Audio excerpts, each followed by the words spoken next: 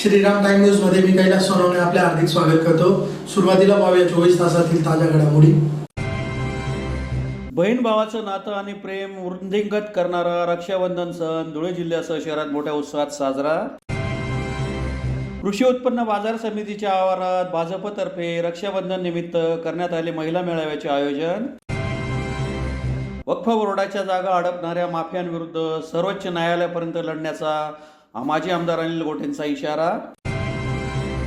प्रभाग क्रमांक 15 येथील सत्य साईबाबा सोसायटीतील काँक्रीट रस्त्याचे करण्यात आले लोकार्पण। आणि संस्कृत दिन समारोपानिमित्त प्रशिक्षण शिबिर व सांस्कृतिक कार्यक्रमांचे आयोजन।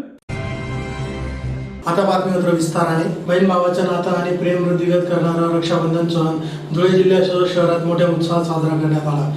यावेळी बहिणींनी भावांचे औक्षण करून त्यांच्या दीर्घ आयुष्यासाठी प्रार्थना केली, तर भावांनी बहिणींच्या रक्षणाचे वचन दिले। बहीण भावाचं नातं आणि प्रेम वृद्धिंगत करणारा रक्षाबंधन सण सोमवारी जिल्ह्यासह धुळे शहरात मोठ्या उत्साहात साजरा करण्यात आला। बहिणीने आपल्या लाडक्या भाऊरायाचे औक्षण करून त्याला राखी बांधली, तसेच त्याच्या दीर्घायुष्यासाठी प्रार्थना देखील केली। रक्षाबंधनामुळे शहरातील ठिकठिकाणच्या बाजारपेठा गजबजून गेल्या होत्या। रक्षाबंधन हा सण बहीण भावाच्या अतूट उत्कट प्रेमाचे आठवण करून देणारा दिवस। भावाचा उत्कर्ष व्हावा, आपल्या भावाने आपले रक्षण करावे, ही यामागची मंगल मनोकामना असते। त्या दिवशी बहीण आपल्या भावाच्या दीर्घायुष्यासाठी प्रार्थना करते व भाऊ तिचे रक्षण करण्याचे वचन देतो। रक्षाबंधनानिमित्त शहरात विविध कार्यक्रम संपन्न झाले। रक्षाबंधन या सणाचे औचित्य साधून धुळे जिल्हा कारागृहात दाखल असलेला बंदी बहिणीपासून दुरावलेला असल्याने रक्षाबंधनासारख्या पवित्र सणाच्या दिवशी बंद्यांना त्यांच्या बहिणीकडून राखी बांधत असल्याची भावना निर्माण व्हावी, तसेच रक्षाबंधनासारख्या सणामध्ये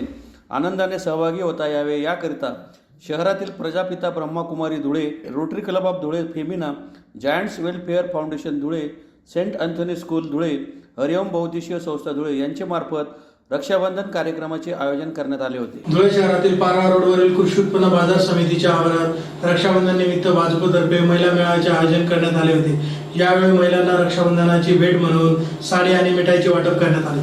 भारतीय जनता पार्टीतर्फे धुळे शहरातील पारवा रोडवरील कृषी उत्पन्न बाजार समितीच्या आवारात रक्षाबंधनानिमित्त महिला मेळाव्याचे आयोजन करण्यात आले होते। महिला मेळाव्यात अनुप अग्रवाल यांनी सुमारे 8 ते 10 हजार महिलांना रक्षाबंधनाची भेट म्हणून साडे आणि मिठाईचे वाटप केले। या कार्यक्रमात राज्याचे उपमुख्यमंत्री तथा भाजपचे नेते देवेंद्र फडणवीस यांनी ऑनलाईन संवाद साधला। मेळाव्यातील महिलांशी नामदार फडणवीस हे संवाद साधत असताना धुळ्यातील संगीता चौधरी या महिलेने लाडकी बहीण योजना सुरू केल्याबद्दल सरकारचे देवेंद्र फडणवीसांचे महिलांच्या वतीने आभार मानले। यावेळी बोलताना अनुप अग्रवाल यांनी सांगितले की राज्याचे उपमुख्यमंत्री देवेंद्र फडणवीस हे राज्यातील सर्व बहिणींसाठी लाडके देवा भाऊ झाले आहेत। केंद्र आणि राज्यातील महायुती सरकारच्या माध्यमातून महिलांच्या सक्षमीकरणासाठी विविध योजना राबवण्यात येत आहेत, त्याचा फायदा महिलांना होत आहे।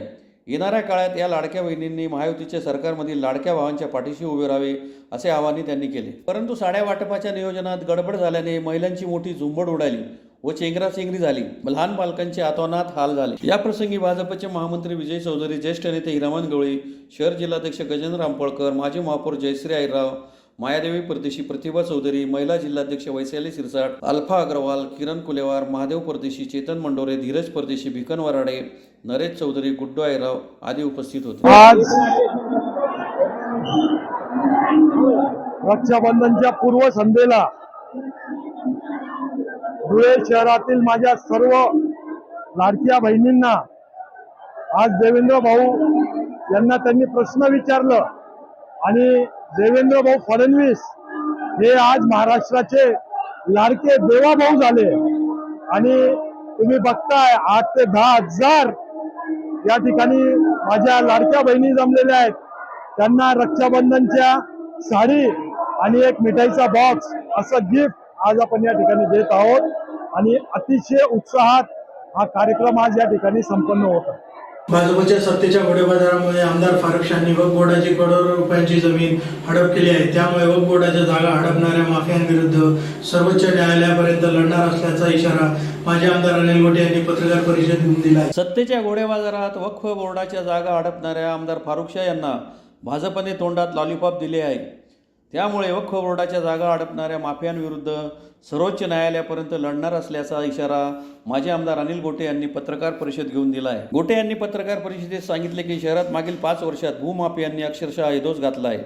महानगरपालिकेच्या मालकीची 1964च्या पहिल्या आरक्षणातील धुळे महानगरपालिका ब्युरो या नावाने आरशीत असलेले 18 एकर 18 गुंठे नटराज टाकीसमोरील व जवळील अंदाजे 32 एकर क्षेत्र किमान 200 कोटी रुपये किमतीचे नगरपालिकेच्या मालकी व उपविभागातील जमीन दिनांक 10 ऑक्टोबर 2023 पर्यंत महानगरपालिकेच्या नावावर होती. मात्र शहराच्या मध्यभागातील ही 32 एकर जमीन वक्फ बोर्डाच्या नावाने परस्पर दिनांक 10 नोव्हेंबर 2023 रोजी नोंदवून घेण्यात आली.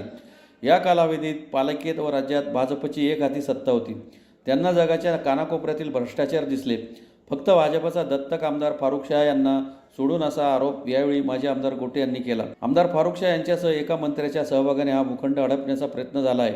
गरिबांच्या पुनर्वसनासाठी तसेच पोलीस चौकी, टांगा स्टँड आदी सार्वजनिक लाभासाठी महानगरपालिकेच्या मालकीची जागा आमदारांच्या मातोश्री साबिराबी अनवर शाह यांच्या नावाने करण्याचे कुटील कारस्थान रचले गेले.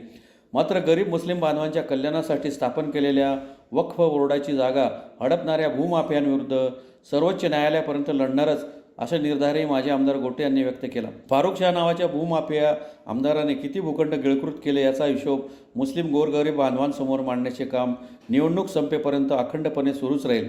मुस्लिम गोरगरिबांच्या जमिनी वाचवण्याच्या या पवित्र कार्यासाठी अल्लाह तालाने कदाचित मला योग्य समजले असावे असेही माजी आमदार गोटे यांनी सांगितले. असे हा गट नंबर 57 ब आणि 49 हे हाऊसिंग फॉर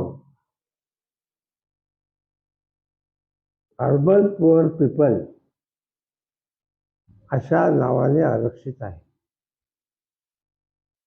हा भूखंड 11 ऑक्टोबर 2023 या तारखेपर्यंत महानगरपालिकेच्या नावावर होता. 11 नोव्हेंबर 2023 हा भूखंड अचानकपणे वक्फ बोर्डाच्या नावाने लावला झाला. आश्चर्य असं की 5 सप्टेंबर म्हणजे हा लावायला लागायच्या आधी 2 महिने आमदारांच्या मातोश्री श्रीमती साहेबी अनवर शाह यांनी मला सक्तीने अधिकार दिले आहेत तयार करण्याचे, म्हणून माझं नाव लावा असा अर्ज दिला. आता जो हे जे प्रकरण आहे हे गंभीर प्रकरण आहे. त्यात महाराष्ट्रामधले मोठे मोठे मंत्री सामील आहेत. मी याविरुद्ध सुप्रीम कोर्टापर्यंत लढणार आहे. धुळे महानगरपालिकेच्या प्रभाग क्रमांक 15 येथील सत्य साईबाबा सोसायटी येथे 25 लाख रुपये खर्चातून झालेल्या रस्ता काँक्रिटीकरण व गटारीचा लोकार्पण सोहळा आमदार फारुख शाह यांच्या हस्ते सोमवारी संपन्न झाला. महानगरपालिका क्षेत्रात मूलभूत सोयीसुविधांचा विकास योजनेअंतर्गत धुळे शहरातील प्रभाग क्रमांक 15 येथील सत्य साईबाबा सोसायटी येथे 25 लाख रुपये खर्चातून झालेल्या रस्ता काँक्रिटीकरण व गटारीचा लोकार्पण सोहळा आमदार फारुख शाह यांच्या हस्ते संपन्न झाला. यावेळी परिसरातील महिलांनी आमदार फारुख शाह यांना राख्या बांधून रक्षाबंधन सण साजरा केला. यावेळी आमदार फारुख शाह यांच्यासोबत डॉक्टर दीपश्री नाईक, प्यारेलाल पिंजारी, इक्बाल शाह, डॉक्टर शराफत अली, आसिफ शाह, शिवाजी पिंपळे, शहाजी शिंदे, रघुनाथ पाटील, मनोज ठाकूर, निंबा माळसुळे, उमेश बागोल, रमेश जोशी, रामन पाटील, MP बागोल, SN महाजन, महेंद्र पाटील आदी उपस्थित होते. कार्यक्रमाचे सूत्रसंचालन प्राध्यापक प्रीती वहाने यांनी केले. सर्वप्रथम माझ्या सर्व महिला भगिनींना रक्षाबंधनाची शुभेच्छा देतो.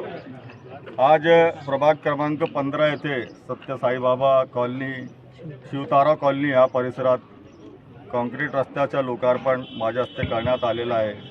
या कामासाठी आमच्या ह्या परिसरातील आमचे महाजन सर तसेच आमची रेखाताई आणि अनेक नागरिकांनी माझ्याकडे मागणी केलेली होती आणि त्या निमित्ताने मी नागरिकांची मूलभूत सोयीसुविधा या योजनेअंतर्गत 25 लाख रुपये मंजूर करून दिलेले होते आणि आज त्याच कामाचा शुभारंभ माझ्या हस्ते करण्यात आलेला आहे. या प्रसंगी माझ्या महिला जिल्हाध्यक्षा दीपा मॅडम, फुजैल आझमी, इक्बाल भाई शाह, प्यारेलाल भाई पिंजारी, निजामदादा सय्यद आणि परिसरातील नागरिक मोठ्या संख्येने माझ्यासोबत उपस्थित आहेत. ह्या नागरिकांच्या म्हणण्याप्रमाणे ह्या परिसरात किमान 40 वर्षापासून कुठलाही विकास काम झालेला नव्हता आणि त्यांनी माझ्याकडे मागणी केली होती 4 महिन्यापूर्वी आणि लगेच मी त्याला मंजुरी देऊन अक्षरशः काम मार्गी लावलेलं आहे. हे बघा, त्याची लायकीने माझ्यावर बोलले आहेत की आज अनिल गोटेंनी पण तोच आरोप केला. बरं, आता मी आपल्याला सांगू इच्छितो, आपण मला चांगल्या प्रकारे ओळखता, मी कुठे राहतो, माझा जन्म कुठे झालेला आहे.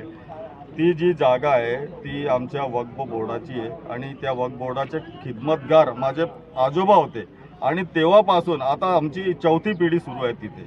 आणि कुठे आम्ही हे भूखंड म्हणजे गैरव्यवहार केला, तुम्ही सांगा. आता हा जे आहे अनिल गोटेचा आणि अनुप अग्रवालचा एक कुटील डाव आहे. म्हणजे त्यांचं असं आहे, त्यांचं मनात की जे माजी खासदार सुभाष भामरेने जे वक्फ बोर्डाची जागा बळकावलेली आहे आणि तिथे खूप मोठा हॉस्पिटल बांधलेला आहे आणि तिथे एक बंगलासुद्धा बांधलेला आहे. त्यानंतर त्यांची भाजपची जे माधुरी बोरसे आहे त्यांनी पण वक्फ बोर्डाच्या जागेवर हॉस्पिटल, सुसज्ज हॉस्पिटल आणि घर बांधलेलं आहे. त्यानंतर त्यांचे जे माजी महापौर नाना करपे यांनी सुद्धा आमच्या वक्फ बोर्डाची जागा बळकावलेली आहे आणि त्यांच्यावर कारवाई व्हावी म्हणून हे सर्व आटापिटा अनुप अग्रवाल आणि अनिल गोटे करतायत. त्यांचा असं आणि विविध संस्कृत क्लासेस तर्फे देवपुरातील स्वामीनारायण मंदिरावाले ते रविवारी सायंकाळी संस्कृत दिन समारोपानिमित्त प्रशिक्षण शिबिर व सांस्कृतिक कार्यक्रमाचे आयोजन करण्यात आले होते. अनुरुद्ध संस्कृत क्लासेस तर्फे संस्कृत दिन समारोह निमित्त देवपुरातील स्वामीनारायण मंदिर हॉल येथे रविवारी प्रशिक्षण शिबिर व सांस्कृतिक कार्यक्रमांचे आयोजन करण्यात आले होते. प्रमुख अतिथींच्या हस्ते दीप प्रज्वलन करून कार्यक्रमास सुरुवात करण्यात आली. त्यानंतर प्रमुख अतिथी राजश्री सेलकर, मनोज वाणी, दीपश्री पाचपुते आदींचा सत्कार समारंभाचा कार्यक्रम संपन्न झाला. संस्कृत दिन समारोप निमित्त विद्यार्थ्यांतर्फे गणपती स्तोत्र, गणराय सॉन्ग, गणेश वंदना, डान्स, कालभैरव वास्तक, संस्कृत सॉन्ग, माऊली माऊली सॉन्ग, कथा वाचन, स्नेहल ड्रामा व संस्कृतमध्ये नाटिका, श्लोक प्लझल्स संस्कृत कार्यक्रम सादर केले. 8वी, 9वी व 10वीच्या विद्यार्थ्यांसाठी संस्कृतमध्ये वाचता लिहिता यावे म्हणून संस्कृतमध्ये श्लोक म्हणता यावे यासाठी क्रॅश कोर्स क्लासेस घेतले जाणार आहेत. इयत्ता 3री ते 7वीच्या विद्यार्थ्यांसाठी सुद्धा क्लासेस घेतले जाणार आहेत. अनिरुद्ध संस्कृत क्लासेसचे 9 वर्ष पूर्ण झाले. घर घर संस्कृत व्हावे म्हणून अनिरुद्ध क्लासेस प्रयत्न करीत आहेत. यावेळी विद्यार्थी व पालक मोठ्या संख्येने उपस्थित होते. आपण दरवर्षी संस्कृत दिनाचा कार्यक्रम करत असतो. याही वर्षी आपण संस्कृत दिनाचा कार्यक्रम साजरा करतो आणि ह्या कार्यक्रमामध्ये विविध गाणी, विविध नृत्य आणि एक सुंदरशी नाटिका याच्याच प्रमाणे वेगवेगळे कार्यक्रम आपण या कार्यक्रमाच्या माध्यमातून घेतला आहे. आणि हा कार्यक्रम यशस्वी पार पाडण्यामध्ये विद्यार्थ्यांचे सुद्धा भविष्य आहे. तर या कार्यक्रमाच्या माध्यमातून संस्कृत भाषेचा प्रचार प्रसार व्हावा हीच एक मनापासून तळमळ आणि मनापासून इच्छा आहे. कारण संस्कृत भाषा जी आपली प्राचीन भाषा आणि संस्कार देणारी भाषा आहे, त्या भाषेचा दुर्लक्षित केलं जातं आहे आणि थोडासा लोप होत चाललेला आहे. या गोष्टी होऊ नये आणि आपल्या संस्कृत भाषेचा पुरस्कार व्हावा या दृष्टीने हे कार्यक्रम मी चालवत आहे. या कार्यक्रमाच्या माध्यमातून एक महत्त्वाची गोष्ट मला सांगावीशी वाटते की संस्कृत भाषा म्हणजे की स्कोरिंग सब्जेक्ट सगळ्यांसाठी असतो आणि काही विद्यार्थ्यांना रेग्युलर क्लासला येणं, क्लास जॉईन करणं शक्य होत नाही. तर अशा विद्यार्थ्यांसाठी एक फक्त ग्रामरचा क्रॅश कोर्स आता आपण लवकरच चालू करणार आहोत. हा क्रॅश कोर्स 1 महिन्याचा असणार आहे आणि ज्यांना हा क्रॅश कोर्स जॉईन करायचा असेल त्यांनी निश्चितपणे संपर्क करावा. त्यातल्या त्यात एक लहान मुलांसाठी सुद्धा एक उपक्रम आपण चालू करणार आहोत.